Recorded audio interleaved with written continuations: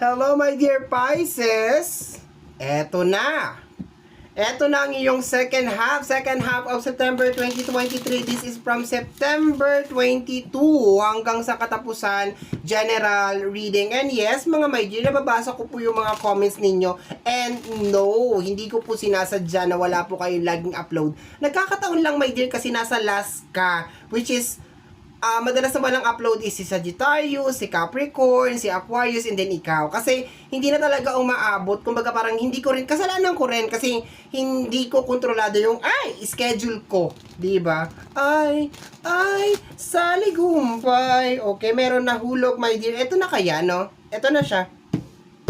Oracle card mo, my dear, is this one. What do you want? Ano bang gusto mo? Okay? Question yan, my dear. What do you want? So, September 22 hanggang sa katapusan, nagtatanong ka, ano ba bang gusto mo? 'Di ba? Gusto mo dugo ko, kidney ko, balon-balunan ko, appendix ko? Ano ba bang gusto mo? Okay? Nagtatanong ka. O kaya ano ba bang gusto nyo? Okay? Parang may napupuno dito Parang meron sasabog What do you want? Additional message, my dear. Additional message. Trap. Okay, the trap card energy. Pakiramdam mo trap ka.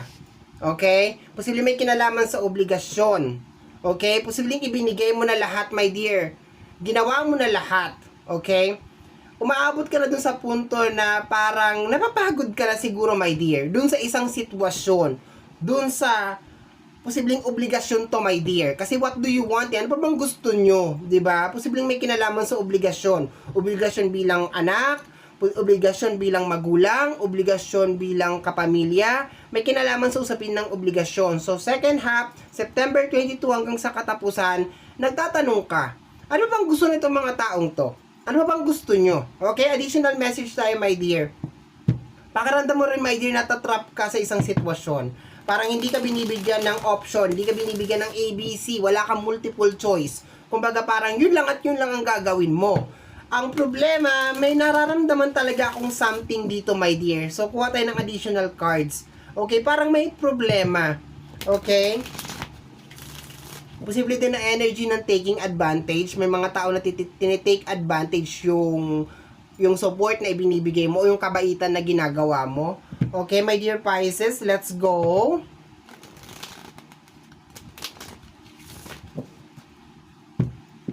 Let's go tayo, my dear. Oops. Nag-flip. The Ten of Swords. Nag-flip siya, my dear. Okay, Ten of Swords is tapos ka na mag-isip. And kasi to, my dear Posible din backstabbing energy. Yung typical na tinulungan mo na, tapos marami pa nasasabi, dami pang comment and everything. Ikaw na yung nagsasakripisyo, lahat, pero ang dami pang sinasabi. Ikaw yung nag-a-adjust. And remember that this is a general reading. Posible ang pinapatungkulan nito, my dear, is energy ng pamilya mo, energy ng relationship mo, energy ng friendship mo, or energy ng career mo. Okay? Ang nakukuha ko dito, my dear, is yung nilalabas mo na effort related sa pakikisama. Yung pag-a-adjust na ginagawa mo, my dear Pisces. Na umaabot ka na, my dear, sa second half of September 22, na napapagod na yung isip mo, my dear. Na posibleng gumawa ng paraan, ng solusyon, ng remedyo, na intindihin, na unawain. And then pakiramdam mo, nandito lang ako Hindi na ako nakakapunta pa sa ibang lugar because you have here the trap card. Okay? Nag-flip yung Ten of Swords. Ayaw mo na mag-isip. Okay? Napapagod na yung isip mo. Nadidrain ka na. Additional cards tayo, mga my dear Pisces. Additional cards tayo. Okay? Ang mga cards mo is like, Okay? Flying around. You have here the Five of Cups. Okay? So, lumalabas ang Five of Cups, my dear, normally, pag nadudun ka sa moment na alam mo, mali na. Okay? Mali na. Kasi based on my research, itong card na to is energy ng parang alcoholic na tao. I'm not saying that you are alcoholic. It's just more on parang, alam mo na hindi na talaga nagbe-benefit sa'yo. alam mo na yung ginagawa mo is natatrap ka na dyan sa isang lugar. Posibleng natatrap ka na sa utang, natatrap ka na sa isang lugar, hindi ka na makaalis, paulit-ulit na lang yung situation. Kumbaga parang it is just a rotation. So, yung emotion mo, ang problema mo dito, my dear, kasi yung isipan mo pagod na eh. So, ang sumunod kasi is cap, connected sa usapin ng emotion, which is you. So, nandoon ka, should I stay, should I go? Kung sa relationship, pagpapatuloy ko ba to or hindi? Kung sa friendship, 'di ba? Magtatanggal na ba ako? Pakikisamahan ko ba? Pakikitunguhan ko pa ba? So, gano'n. Kasi alam mo talaga, my dear, na meron something, may mali dito. Sabi ko pa nga sa'yo kanina, may mali akong nararamdaman dito. Posible na yung energy ng tinitake advantage ka, yung ganon. Okay, additional cards pa tayo mga my dear. My dear Pisces, September 22 hanggang sa katapusan 2023. We have here the 9 of Cups, okay? The 9 of Cups. Nakukuha ko yung energy ng 9 of Cups is yung pagiging attentive sa lahat ng pangangailangan ng tao. You're trying your best, my dear. Nag-e-effort ka dito, my dear, na maibigay yung gusto ng mga tao. Actually, yung energy niya is more on parang people pleaser, yung energy. Pero pag tungtong ng second half, 22 hanggang sa katapusan, parang ayaw mo na i-please yung tao. Kaso ang problema, ayaw mo nang i-please yung tao, naaawa ka naman, nahabag ka naman. Kumbaga, pag iniwanan ko to, paano to? Pag ginawa ko to, paano to? Okay? So, parang nagtatanong ka talaga dito, my dear, ano pa bang gusto nyo? 'Di ba? Wala ka kasi nakikitang improvement, wala ka nakikitang progress. Kumbaga, tulong ka ng tulong, bigay ka ng bigay, effort ka ng effort, walang nangyayaring changes, walang nangyayaring pagbabago. Posibleng for the longest period of time, posibleng 10 years or 5 years mo nang ginagawa ito, my dear. Okay? Kumbaga, 10 years pababa. Papuntang 5, mga ganon. 10 years to 5 years. Okay?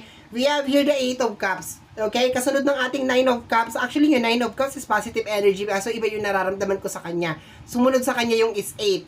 Diba? Kung makikita mo si 8 of Cups dyan, tinalikuran niya yung mga cups. So, ibig sabihin, you don't wanna be connected anymore. Gusto mo tanggalin yung awa na nararamdaman mo, no, sa mga tao around you. Kasi natitake advantage kayo, naaabuso ka. You have here the 10 of Swords. Ayan, no. Kumbaga, pagod ka na, ayaw mo na. And at the same time, nakikita mo, my dear, na yung nangyayari, wala talaga magandang naidudulot sa'yo. Natitake advantage ka lang, nai-stress ka lang, okay? Ayaw mo na maging connected sa kanila. In short, nagbabago yung cycle mo, my dear. Kasi siguro napapagod ka eh. Okay? At saka siguro nakikita mo rin, my dear, na kuha na lang ng kuha. Kabig na lang ng kabig talaga. Okay? Clarification na tayo, mga my dear Pisces. My dear Pisces.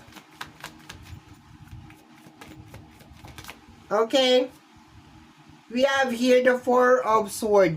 You want to rest. Ganun lang talaga yung energy mo, my dear, second half. Napapagod ka, nadidrain ka, ayaw mo ng kahit anong toxic energy, gusto mong ilaan yung iyong energy, my dear, sa pag-iisip kung paano ka makakaalis dyan sa problema mo, kung paano masusolusyonan yung mga bagay-bagay, okay? Kasi this is the 4 of Swords. Posible din, my dear, may mga taong humihila sa'yo pababa, ayan o, kumbaga nagmamanifest sila, kaya sila grab ng grab, di ba? What do you want from me? What do you want from me? Ano ba bang gusto nyo? Kasi gusto nila na nakikita ka na nandiyan ka. Ayaw nila na mag-grow ka. Ayaw nila, my dear, yun ang nararamdaman ko, my dear. Ayaw nila na mag-grow ka. Ayaw nila na maging successful ka.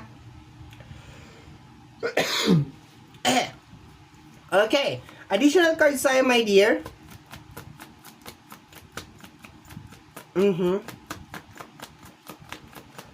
Additional cards sa'yo. Posible din meron mga taong humihila sa'yo pababa. We have here the Knight of Cups.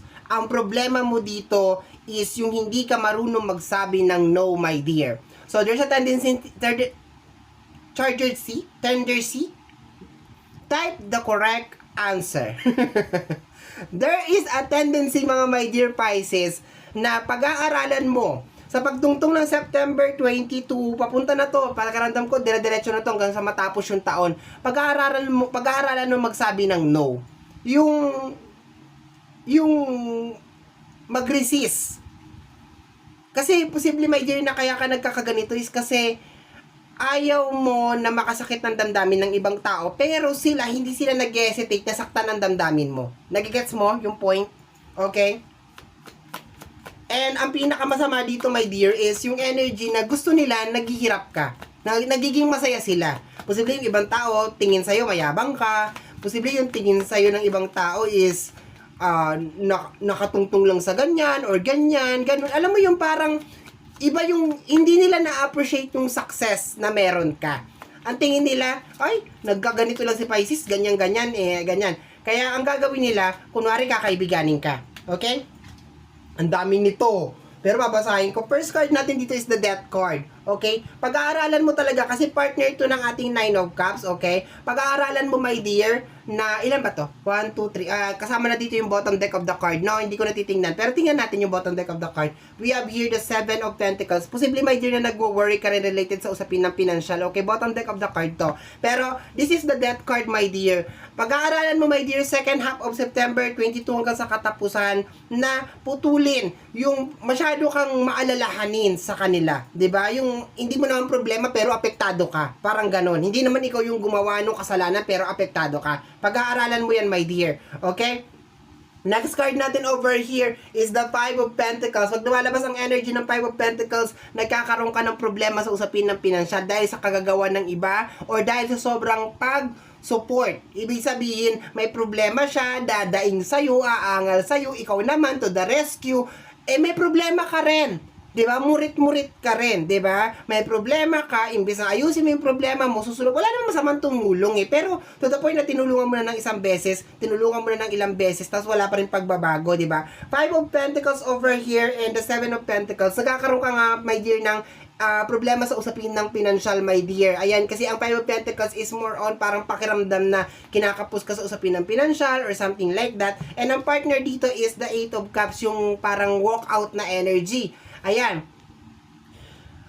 Bottom deck of the card, actually dalawa, okay, is the Moon card. Normally, pag lumalabas ang Moon card, nagsisipaglabasan lahat. Pag full moon, nagsisipaglabasan lahat. Nagkakaroon ng clarity, nagkakaroon ng linaw. So, boom! Nagkaroon ka ng linaw, my dear. Nalaman mo na ngayon, my dear, bakit ganito? Bakit di ako nakakaipon? Bakit hindi ko naayos yung sarili ko? Bakit nasa trap card pa rin ako? Bakit nandito pa rin ako? Bakit hindi mabago-bago yung buhay ko? Paano mababago yung buhay mo kung inuuna mong baguhin yung buhay ng ibang tao, my dear? Okay? But, ang isa pa na nakukuha ko dito na energy is you're facing your fears. Okay? Posible, my dear, na meron ka mga gawin na mga bagay na hindi mo talaga ginagawa. Ibig sabihin, kumbaga, something new, something kakaiba. May kinalaman, my dear, sa'yo. Inner mo. Ibig sabihin, kumbaga, dati, ayaw mo magsalita, ayaw mo maka-open. Baka this time, makapagsalita ka na because you are facing your fears. And at the same time, yung reality kung bakit ka nagkakaganyan. Congratulations sa'yo, my dear, kasi malalaman mo na kung bakit nandiyan ka pa rin sa sitwasyon na yan, kung bakit ganyan yung nangyayari, bakit pa ulit-ulit, at kung sino yung mga taong involved, kung bakit ka nandiyan. Warning dito, my dear, is meron mga taong nagmamanifest na hindi ka makamove forward sa buhay. Gusto nila ganyan ka lang. Kasi iba ang tingin nila sa'yo, my dear. Ang tingin nila sa'yo, sa success mo, is kayabangan. Yun ang tingin nila, my dear. Yun ang nakukuha ko lang dito, my dear. Kayabangan. It's given. Diba? It's given. Minsan kasi, gusto mo lang tumulong. Ang pagkakaintindi naman nila, bida-bida ka. Parang ganun May ganun you cannot please everybody. Hindi mo talaga ma-please lahat ng tao. So, my dear, ngayon pa lang i-congrats na kita and merong problema sa usapin ng financial or pakiramdam mo short ka sa usapin ng financial, my dear. Bakit? Kasi bigay ka ng bigay, 'di ba? Hindi naman lalabas yung energy ng what do you want. Ibig sabihin dito, my dear, willing kapag ibigay, kakainin mo na lang, ibibigay mo pa. Bahala, kabuang ka, 'di ba? Okay, my dear Pisces. Yan ang reading mo para sa yung second half of September 2023. Somehow, my dear, kung nagustuhan mo ito, especially kung napadaan ka lang, don't forget to subscribe! I-click po ang notification bell para ma-update ka sa aking mga upload, and free to like, free to share, free to comment sa lahat ng ating mga videos. Once again, my name is RJ, also known as Apo J. Maraming salamat po, and until next time. Mwah! Bye-bye! Thank you, my dear. Maraming salamat po. Happy na yan. May reading na siya.